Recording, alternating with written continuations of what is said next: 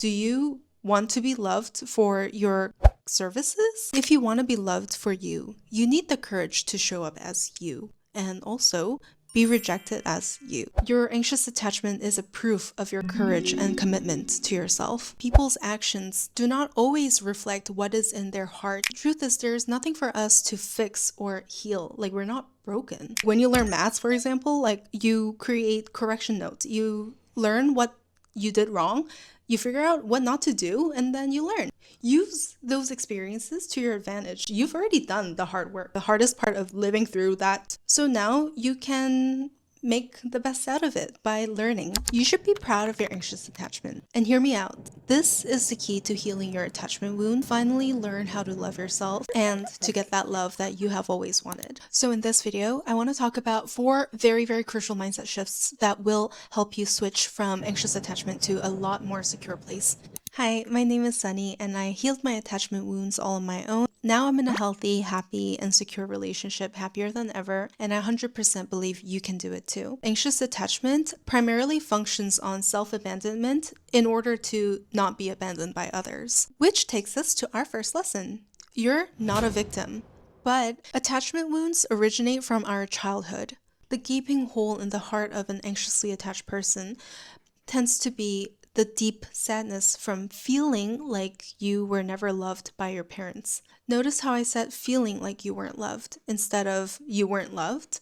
Human life is so hard, we gotta pay rent, there's so much to do. Circumstances can really push people to act in ways that's out of their control. And especially when like the circumstance synergizes with your pain and your wounds, it could really make you act out of it. You need to first acknowledge the fact that you've also hurt other people, whether you intended to or not. It's because we're all different. We don't know exactly what hurts someone else. This is not 100% your fault because hurt people hurt people. And this is the same for people who hurt you. You know how people say you can only see like what you've already known or what you've gone through? It's so true. To those who did not receive love, you don't really know intuitively how to give or receive love either. And I'm not trying to say that you should forgive other people when you don't want to, when there isn't that space yet. I know certainly that I have acted very outside of my own character when I finally admitted to myself that if I magically had a child right now, I would probably hurt them exactly how I was hurt. No matter how much I love them, no matter how much I care for them. And that's when it finally clicked. It's the same for everyone who hurt me. And weirdly, this is when I truly found peace. Because holding that anger, especially towards your loved ones, feel so heavy. This finally let me see how loved I am. Maybe not in the way that I wanted to be at the time, but I am still loved in their best capacity. It doesn't mean that love doesn't exist. And it's so unfair for you to keep believing that you were never loved or that you're not worthy of love, which is the core belief and the core wound of us anxiously attached people, when the truth is you were. And I'm not trying to say that this justifies any pain that you'd endured or that you should magically force yourself to forgive people that you feel like hurt you in a way that is not okay. But how you find forgiveness in your heart is a different matter. And it's solely for you. Understanding people's actions do not always reflect what is in their heart is important. Because I honestly think attachment wound is kind of inevitable for everyone because like who knows how to love another human being? Like even if it's your child, it's another human being. How do you know how to love them so perfectly? Like it's impossible. If you want to heal your attachment wounds, acknowledging this is important in healing a deeply fragmented and hurt part of you inside who thinks they were never ever loved even by your own parents. That is the deepest core pain point that you need to acknowledge that may not be true. So I like to think of this healing journey as like a reconciliation with myself because the truth is there's nothing for us to fix or heal. Like we're not broken. And this can also explain why you've been screwed over by the dung beetles. Like It had really nothing to do with your inherent worth. Like someone cheated on you, it's not because you're not beautiful enough or you're not smart enough or whatever.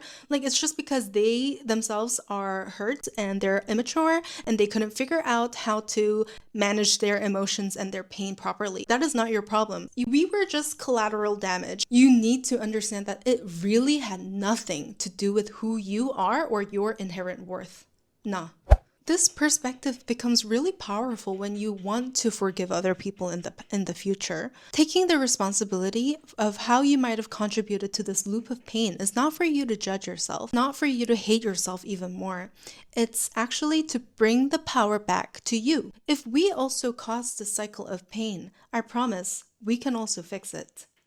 And what I mean by fix is not anything about who we inherently are. It's more about the actions and the mindsets that we have. Let's distinguish that our thoughts do not equal our identity. But this reflection does mean you don't question your worth or who you are inherently, but rather questioning your decision to hand over such a power of your happiness solely on the hands of others. You won't just crumble. Instead, you'll be able to reflect on ways you have not protected yourself and your own needs and promise to do things differently next time. I'm in a really happy and healthy relationship now, but to be honest, the longer that I stay in this relationship, the more I realize the past me would not have been able to maintain or create such an healthy relationship. This has nothing to do with whether I deserve happy, healthy, stable love or not. Like who I was in the past, hurting, anxious, not knowing how to love themselves, that version of me is not any less lovable than the more healed, more self loving version of me right now. But the past version of me would not have known how to create an healthy relationship and maintain that, because the amount of love that I get from my partner would have really triggered me. It would have triggered my abandonment issues, and I probably would have gotten even more anxious. And because my self worth or my view of myself worthiness was so low, if I found someone like my current partner who really values me, I would not feel safe. Like I would feel like if this person is gone, I will like lose everything. Like I will never be able to find anybody who sees or loves me the way he does, or those kind of narratives would have made me very, very anxious. It would have shaped a very different relationship, even if it's with the same person. And this takes us to our second shift. I want you to think of your painful past experiences as lessons that happened for you, not because you're being punished, not because you need to grow or whatever. It was there so that it can allow you to actually hold on and be in a healthy, loving, happy relationship that you deserve. Just because you've been into multiple different toxic cycles where you feel like you're not valued, it doesn't mean your value's really that low. These painful pasts you've endured, these will support you when you try to move forward by giving you direction on where not to go and what not to do. Isn't that how we learn anything? Like when you learn maths, for example, like you create correction notes. Like you do past papers, you learn what you did wrong, you figure out what not to do, and then you learn. And then maybe you repeat those cycles over and over sometimes. Like, sometimes it's just not intuitive, but you've eventually learned because you've made those mistakes. Use those experiences to your advantage. You've already done the hard work. Like, you've already done the hardest part of living through that actual experience. So now you can make the best out of it by learning. It's reflecting back what you can work on. Which areas did you abandon yourself? What can you do better next time? And with that out of the way, we can move on to our third shift. And it's actually something I found really pivotal in changing my relationship dynamics. And that is, without you, there is nobody for the other person to love. Like, I found myself losing myself in relationships, and not even just like romantic ones, just relationships. If you have an anxious attachment, you're probably really good at reading the room and reading people. It's probably second nature for you. Like, you might not even realize that you're doing this, for you to mirror like the person that you are interacting with.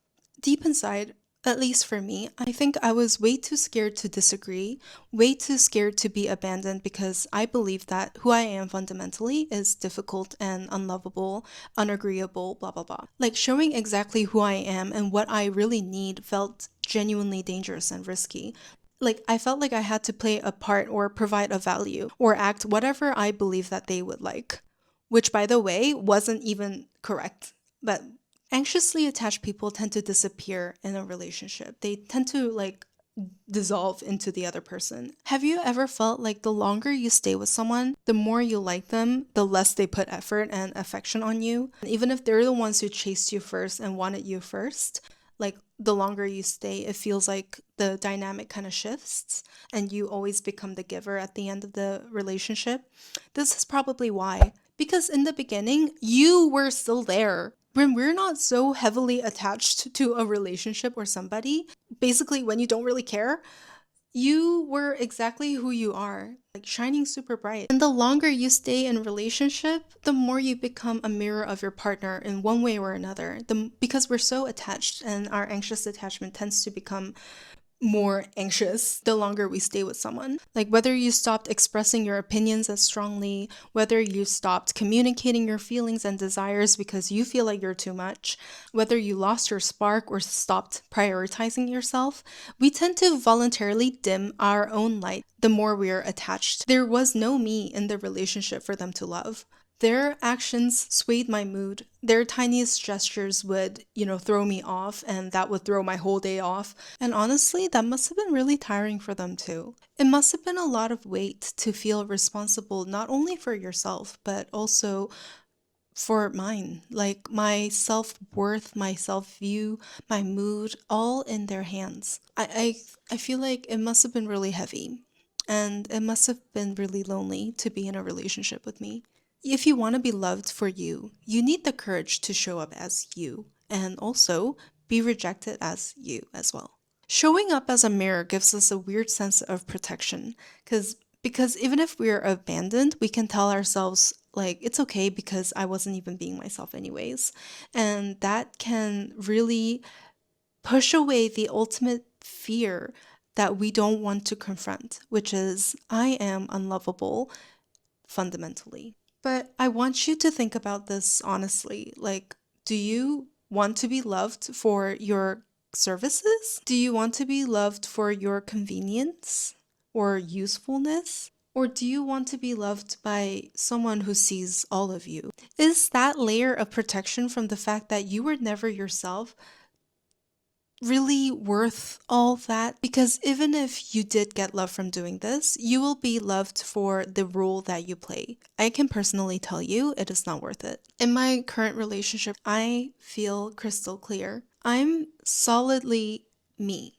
And that even includes intermittent acting out of my insecurities and anxiety. And my partner tells me I'm difficult, but he says he's grateful that he gets to be the one who witnesses these parts of me, who gets to be the one who deals with my difficulties or me being difficult. And this is not because I'm special. I promise. When I'm annoying, I am very annoying. But I do think it's the strength that I have grown to not abandon myself, knowing that even if I am abandoned or left for being me, I will think of it as a fortunate thing because how fortunate am I to find out I don't have to act as someone else to be loved, and how fortunate it is for the other person who leaves me to know that they won't have to force themselves to love someone that they just don't. It's okay. Like, we don't have to be lovable to everybody. Like, you don't go around loving everybody, right? But once you prioritize you feeling happy over being loved, there is a sense of solidity in who you are. And that, I do think, is what attracts and brings in relationships and people who also love you for exactly who you are, because you are not afraid of it and you are starting to show who you exactly are as well. I know, easier said than done. So, in order for us to do this, we need to learn how to be of our own support. We can learn how to emotionally regulate ourselves without depending on others and running away from our emotions. Emotional dysregulation is in the center of many painful cycles because toxic behavioral patterns are created from unhealthy ways of coping emotional dysregulation. So, the first step is to shift the focus to ourselves. Our crazy empathy and sensitivity towards other people is what we learned to survive. We develop outside in orientation where we use external circumstances to determine how we feel internally. You learn these skills if you had to walk on eggshells growing up. When other people's emotions spilled over into you as a child, instead of your emotional needs being met. If you lived in an unpredictable environment, not even just at home, in school, in amongst your friend group or lack thereof. If you were a cultural minority in a place, like all these things will impact you to develop such an orientation of taking care of other people, observing the external world first before you decide whatever you're feeling. Basically, if you don't feel safe, it's very natural for your attention to be alert and towards external environment. This is a proof of how hard we try to protect and prevent any danger when we were little. And you should be proud of how little you tried so hard. You notice subtle shift in other people's energy or moods. You notice all the nuanced social dynamic in the room. Your anxious attachment is a proof of your courage and commitment to yourself. When you were small and scared, you developed these skills to protect yourself. It's just that the efforts should now be shifted back onto us. Instead of all that attention going outwards, we pull it inwards. Use that sensitivity, use your empathy that you give to others so willingly to yourself as well. Every time you notice yourself taking in everything about everyone, just stop and reflect. How am I feeling? What am I doing right now? What are my thoughts? And, what are some somatic, like bodily symptoms that I'm feeling right now? Talk to yourself and remind yourself that it's okay, that you don't need to continue living in such a dysregulated nervous system, such high alertness all the time. Tell yourself, I'm grateful you're trying so hard to protect us by noticing everything on the outside, but you're also important to me. And I found it really difficult for me to be compassionate to myself because I was so used to harsh negative self-talk. I visualized my past, my inner child. Imagine you hugging this child, this trembling, scared, anxious kid, which is you, as the big adult you right now. I'm an adult now. I am able to protect myself. I have more power than I ever did as a 12-year-old kid.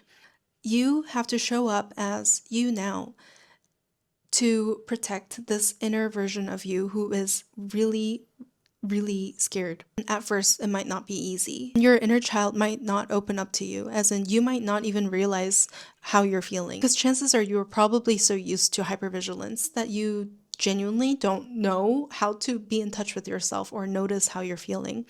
And that's fine. You might feel ridiculous, like holding your own hand and talking to yourself so gently when you're not used to that kind of tone.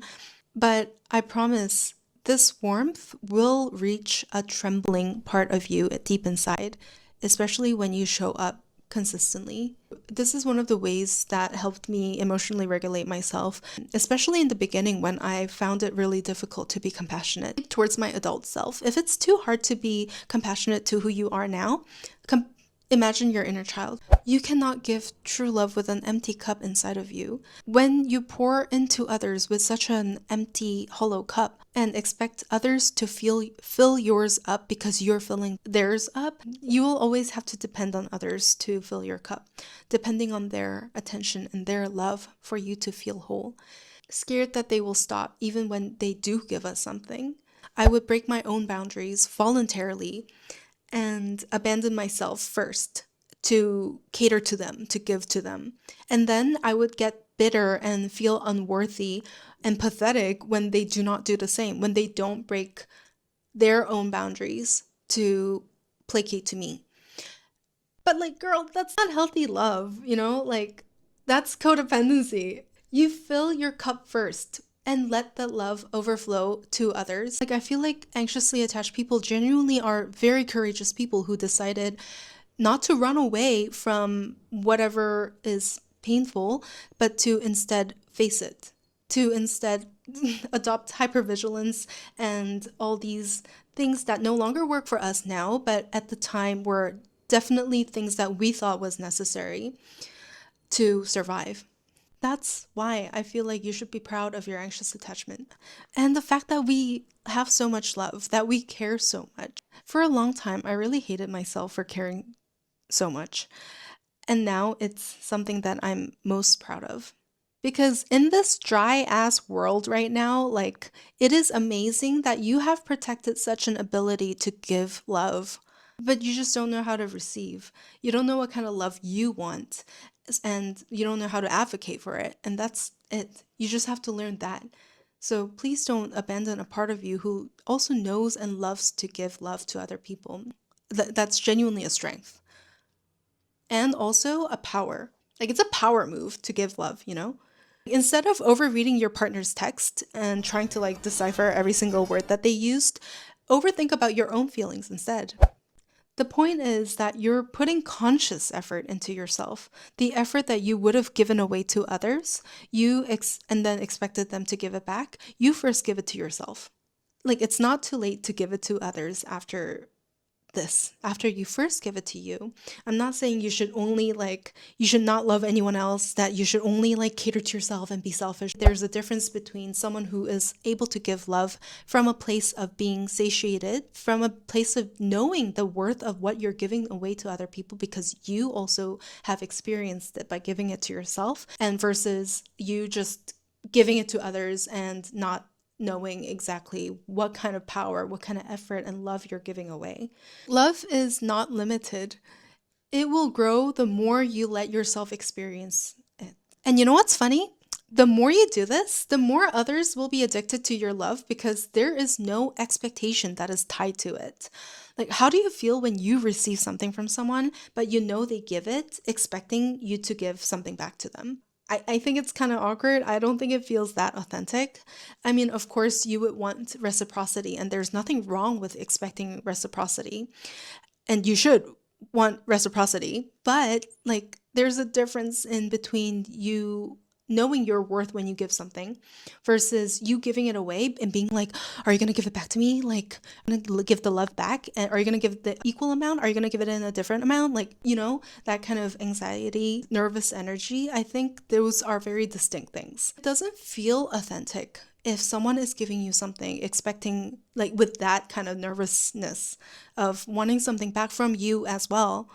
Is that the love you want truly? Like, a little bit transactional, a little bit calculated? I personally don't want that.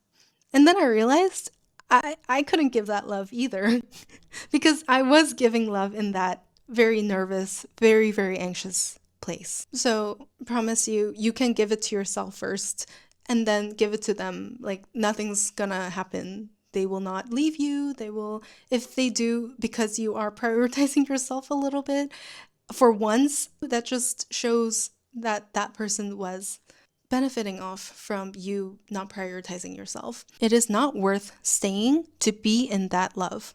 And you need that commitment and loyalty and some sense of self discipline to yourself to, even if it's so painful and even if it is so much easier to abandon yourself to keep a relationship, that you will choose differently this time.